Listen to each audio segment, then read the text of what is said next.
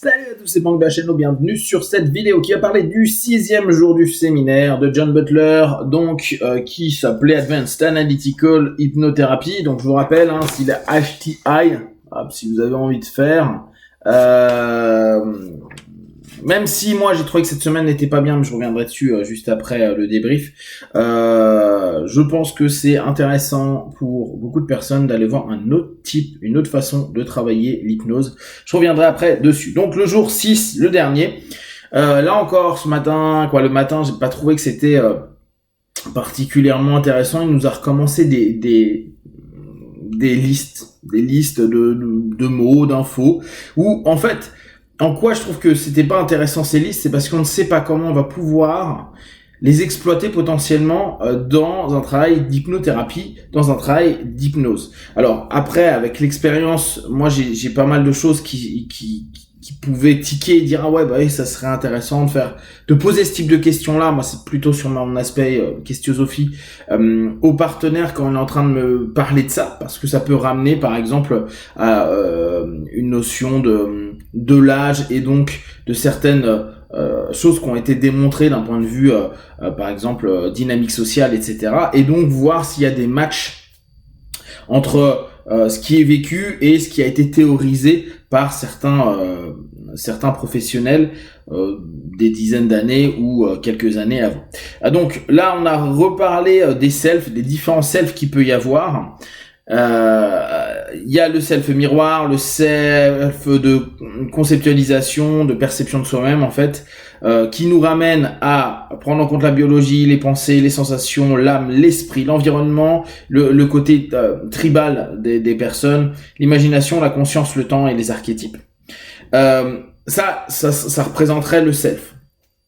Donc en général, le self, c'est pas nous, c'est la perception qu'on peut avoir de nous et l'image qu'on peut avoir de nous-mêmes. Après, il y a la notion d'identité qu'il faut prendre en compte.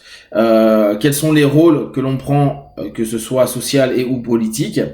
Et après, la personnalité, quels sont les traits de personnalité de tout à chacun. Là, en gros, en partant sur cette notion où on n'a pas trop capté pourquoi il est parti sur du self d'un coup, et puis il nous dépilait des idées par rapport à tout ça. On aurait pu se dire, tiens, va y avoir une session qui va suivre. S'il y a une problématique sur le self, ça va faire émerger quelque chose de génial. Et coup de bol, la session pratique qu'il met en place après était sur le self. Et il a pas du tout fait de lien avec justement ce faux self. C'était quelqu'un qui voulait diminuer son malaise avec les autres et se sentir plus en phase avec elle-même. Et donc moins être basé sur ce que les autres vont penser d'elle et se diminuer par rapport au monde extérieur. Et alors là, on était dans le pur travail du self et malheureusement, il n'y a pas eu d'exploitation du tout de la théorie qu'il y avait eu 20 minutes avant et qui a duré 1h30. Ce qui est un petit peu dommage pour moi. Après, il y avait le travail sur le rejet de son propre self et comment on peut permettre de reprogrammer toutes ces notions là. Bref. Après, donc on a une session qui, pour moi, il est passé vraiment à côté. Et là, une fois de plus, pourquoi il est passé à côté? Parce que il voulait absolument faire Matrix Hypnosis. Je veux te créer de la colère et tout va être exprimé au travers de la colère, alors que la fille est partie sur de la tristesse, de la mésestime d'elle-même. Elle repart sur une notion de mère alcoolique et au lieu elle fait que d'insister sur le fait ce qu'elle fait ça nous porte préjudice à moi et mon frère et puis les gens nous voient comme ça et j'aime pas ça et je me sens mal à l'aise, donc on aurait eu quelque chose et lui pas du tout. Il laisse continuer plein de choses, il intervient pas assez. Ce qui conclusion, il donne son point de vue parce qu'au moment la gamine la femme quand elle était gamine est intervenue pour aider son frère et il dit grâce à toi super ta mère elle est pas en prison parce que comme ça elle l'a pas tué, etc. Mais on sait pas ce qui s'est réellement passé sur cette petite. Il y a pas de notion de respect de la problématique initiale. Why not, comme moi je vous dis, parfois le syndrome on s'en fout un petit peu, le symptôme pardon, on s'en fout un petit peu et on va aller plutôt sur des choses un peu plus profondes. Là non, on est dans une démarche où il rebondissait pas, toujours à contre-temps, etc. Bon, bref, la séance, moi, je l'ai vraiment pas trouvée bonne. On revient du déjeuner, petit débrief, pas intéressant, il met rien en valeur de spécifique. Il nous parle, je ne sais pas pourquoi, des cycles de vie. Donc d'Eric Erikson. Donc je vous invite à aller voir le boulot d'Eric Erikson à ce niveau-là. Et puis après, il fait bon, on va parler d'hypnose sur les groupes. On ne sait pas d'où ça vient. Je vous rappelle, hein, le thème c'est analytical hypnothérapie. Et là, on nous parle d'un truc. C'était vraiment, on a l'impression que l'après-midi devait passer, donc il a trouvé des thèmes comme ça. Donc éventuellement, tu te dis bon. La notion psychodynamique justement du groupe, comment elle peut fonctionner avec la formation, la normalisation, le partage qu'il peut y avoir à l'intérieur et toute la notion de réforme qu'on peut y faire. Et après, dans le groupe, il y a les hiérarchies, les rangs, les lois, les accords, les cohérences, la loyauté, les rébellions, les obédiences. Donc il nous explique qu'il y a une espèce de fonctionnement des groupes, mais là encore, l'hypnose dedans, hormis dire que ça entraîne des comportements et des pensées drivées, une augmentation émotionnelle et une baisse du facteur critique, plus d'anonymat et une immersion, une association de personnes par rapport à des idées et donc une possibilité de plus suivre, on voit pas l'intérêt, pourquoi c'est arrivé là et quel était le but pour nous en tant que praticiens en cabinet par rapport au groupe. On comprend pas. Et après fin de journée, il a décidé de faire hypnose et enfant. Alors je me suis dit tiens, il va parler, même si c'est pas le thème, why not? Eh ben non, il nous met une vidéo des années 70-80 d'un pote de Gilboyne qui fait un travail sur des enfants. Alors, si vous la voyez, je pense qu'elle vous choquerait aujourd'hui. Ne serait-ce que par la proxémique, par les mots qu'il utilise, comment il touche la petite, quoi. Il y a plein de choses. C'est assez flippant. Voilà. Le seule chose moi je peux ressortir de cette session et de la théorie, c'est un enfant entre 0 et 2 ans en répétition du stimulus tactile pour la suggestion. 0 à 5 ans faire des jeux et des comme si et commencer des histoires très simples.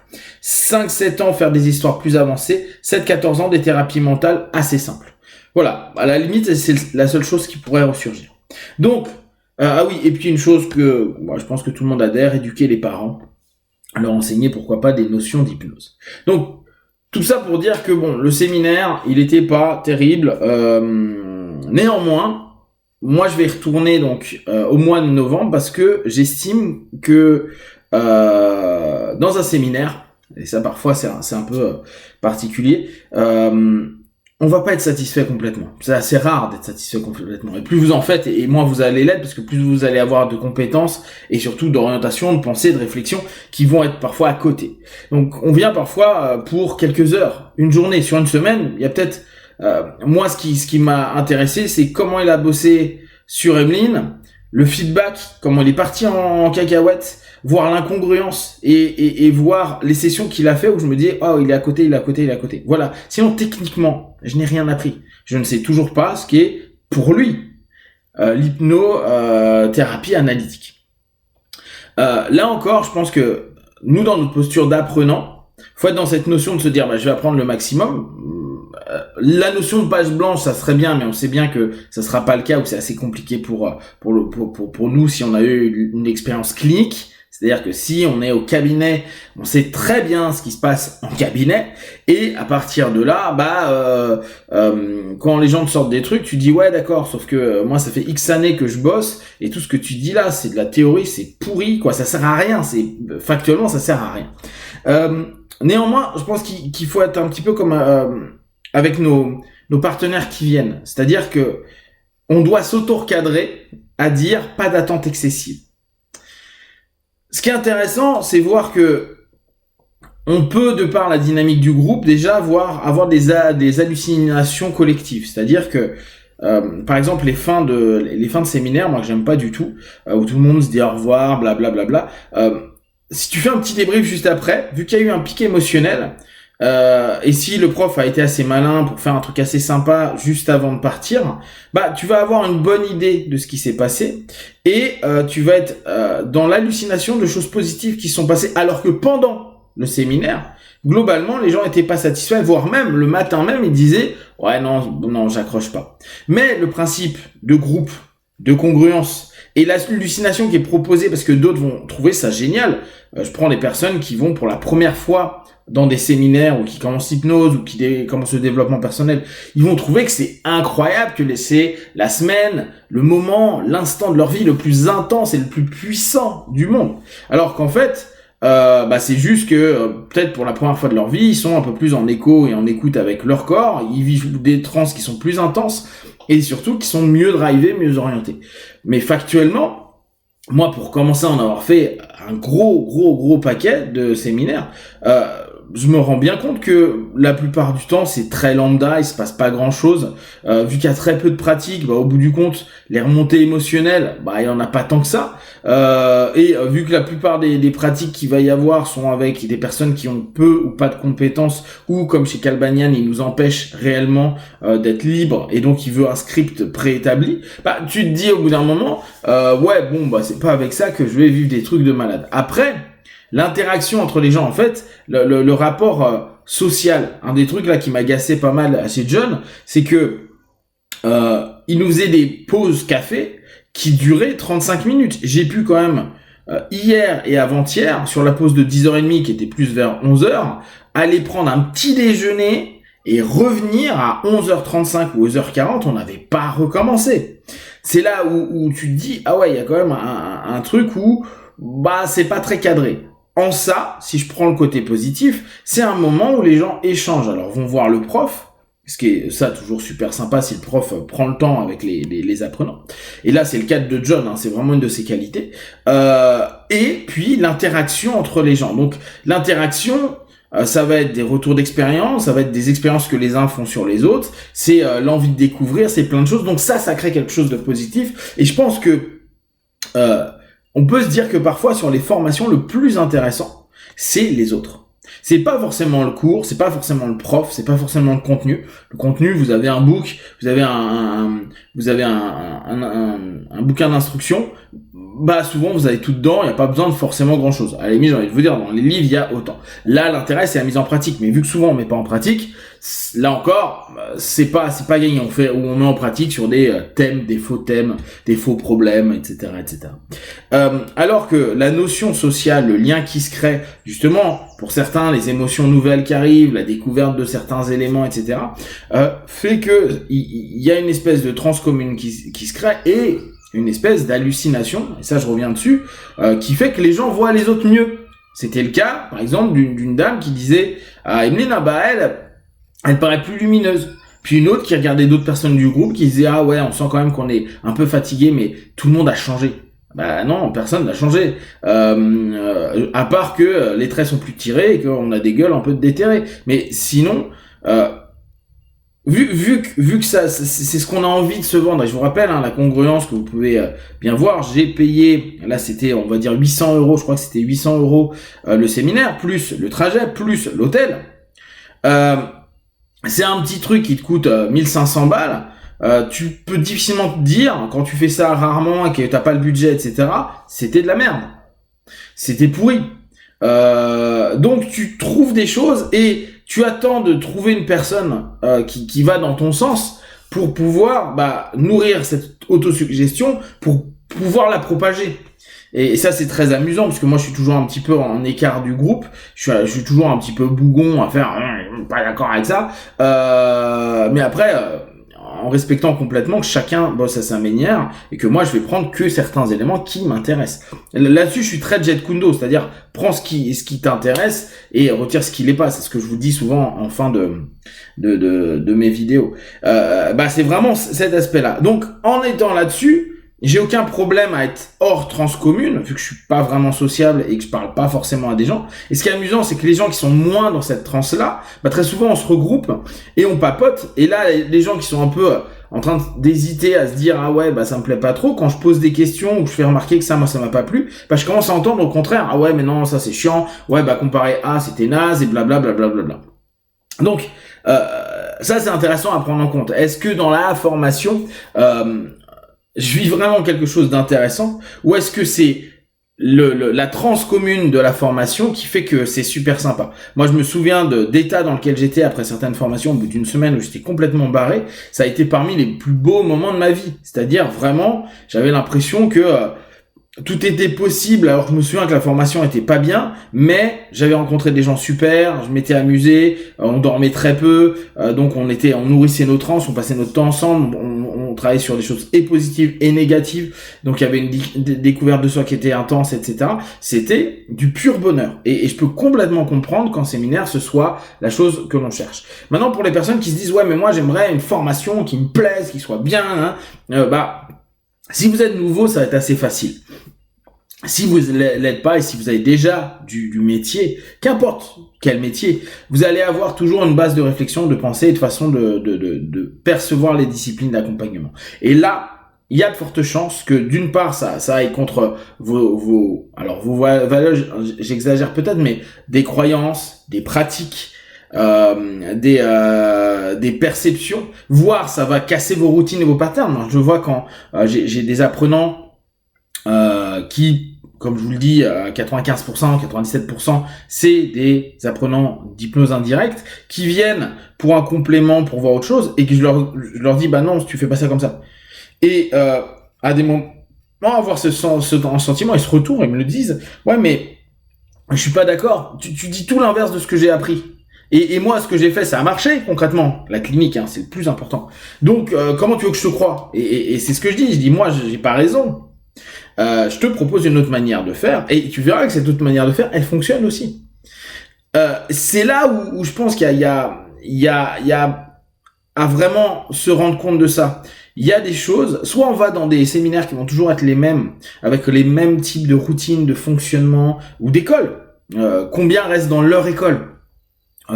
En France, on a la chance d'avoir des écoles, des grosses écoles qui font plein de choses, type Synapse, Arch, IFHE, EDAC et tout ça, qui en fait sont multidisciplines, mais avec la même philosophie, avec parfois les mêmes enseignants, etc. Et on s'habitue à un contexte, un contenu, les gens qu'il y a, etc., etc. Et on sort pas parce qu'on s'y sent bien, mais en même temps, on n'est jamais mis réellement en opposition parce qu'il y a une congruence logiquement entre les différents modules dans ces écoles. Ce qui est génial, c'est sortir de tout ça. Alors quoi, c'est génial ou c'est putain, c'est nul, j'aurais dû les 1000 balles que je viens de dépenser là, j'aurais dû le dépenser là où j'aime aller. Et c'est là où parfois c'est intéressant nous dans notre réflexion en tant qu'apprenant, c'est de se dire ouais, ok, est-ce que j'ai envie d'entendre encore quelque chose qui va m'aller dans un contexte qui va me faire du bien, parce que j'ai investi du temps et de l'argent et effectivement il faut un ROI, un retour sur investissement. Ou se dire ok, j'ai une chance sur deux que ça me plaise pas, que ce soit naze, et je vais pas prendre plaisir. Waouh, super, j'ai dépensé des thunes, je me suis fait chier et j'ai rien appris. Ah ouais. Donc c'est sûr que le risque, et sachant que naturellement on évite un maximum de risques là-dessus, ça le fait pas. Mais alors moi, tout ça je le valide, et plutôt est-ce qu'il n'est pas intéressant de se dire je vais me mettre en zone d'inconfort. Je suis prêt à investir 1000 balles ou 1500 balles sur un truc qui risque de m'emmerder profondément. Moi, je l'ai fait. Par exemple, vous savez que j'aime pas du tout le FT. J'ai quand même fait 3 formations de FT sur différentes écoles, différents trucs. Je n'aime toujours pas. Mais je m'étais dit, peut-être que je comprends pas quelque chose, ou peut-être que c'est la manière d'enseigner qui me plaît pas, ou peut-être que... qu'importe. Et je l'ai fait avec plein de disciplines, des disciplines que je n'aimais pas forcément. J'avais fait de la sophro et des trucs comme ça. Ça me plaisait pas. Je suis allé voir différents trucs pour me dire, peut-être que c'est moi. À coup sûr, c'est moi. Mais peut-être que quelqu'un dans ce que je suis moi va peut-être m'ouvrir une idée, un concept qui va faire mais ouais en fait j'avais pas compris, ou ça j'aime bien, ça se raccroche à quelque chose qui est pour moi a du sens d'un point de vue purement subconscient, et donc ouais là je suis plus ok et j'y vais. Ça c'est quelque chose qui pour moi est important. Mais là si on prend cette semaine avec John Butler, ce module-là était nul pour moi. Il n'avait aucun intérêt, je n'ai rien appris de son cours, et j'ai appris de la dynamique qui s'est passée dans le cours, donc qui est vraiment en gros un truc méta. et des questionnements et une observation qui changent. Et ce qui est cool, c'est que dès lors, moi, ça me permet de me dire, de créer d'autres postulats. Tiens, c'est intéressant, parce que même quelqu'un que tu trouvais très bon à certains moments va l'être moins, ça n'a pas de problème. Un système que je vous ai vachement proposé, et je pense que le système est bon, hein, parce qu'il a une ouverture extraordinaire. Ouais, mais dès lors, s'il n'est pas appliqué, c'est beaucoup moins extraordinaire. Que, en fait, en re-regardant lui et Gilboyne bosser, tu te dis, ah ouais, mais c'est ultra rigide, et c'est ce que je vous disais, c'est cette hypnose matrix, cette hypnose matricielle. Et, bah, ça, c'est un plus. Même si, bah, ouais, là, clairement, j'ai perdu. Alors, est-ce qu'on perd, hein, on peut faire de la philo dessus, mais j'ai perdu globalement de l'argent, du temps, où j'aurais pu l'investir sur des éléments à venir. Je sais qu'il y a Tiers qui vient sous peu en Belgique. Je sais que il y a Nardone moi, je crois, qui vient à l'Arche sous peu. Il y a donc ça, c'est de l'argent que j'aurais pu garder pour d'autres séminaires, vu que j'aime bien aller en faire. Et là, c'est vraiment une question que vous devez vous poser. N'hésitez pas à appeler les gens. Et parfois aussi, cette notion-là, et ça c'est peut-être important, vous faites quelque chose dans un endroit, et là je reprends l'exemple de tout à l'heure, il y a un module que vous aimez bien, un prof que vous aimez bien, ou la façon qu'il enseigne sur une discipline, et puis sur un autre truc, ça vous parle pas. Et là, vous pouvez être déçu. C'est aussi le risque des formations. Néanmoins, je vous invite toujours à vous former. Je sais que ça coûte de l'argent, je sais que ça prend du temps, je sais qu'il peut y avoir de la déception. C'est certain. Néanmoins, ça peut tellement vous apporter que à certains moments, alors là encore, c'est pile face, que bah n'hésitez pas à investir, à vous mettre un petit peu de sous tous les mois, à se dire voilà, je fais une formation par an ou une formation tous les ans et demi, mais je me donne ce temps-là, je me l'offre, je me le permets.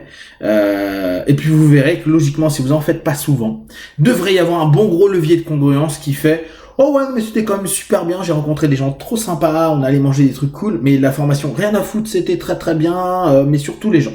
Et ça sera de toute façon un beau moment. Si vous avez des questions et des remarques, vous partagez sur Facebook, YouTube, j'y répondrai le plus rapidement possible. Et comme d'habitude, de tout ce que je propose, ne prenez que ce qui est bon et juste pour vous. Testez, observez, analysez et concluez. Be one, ciao.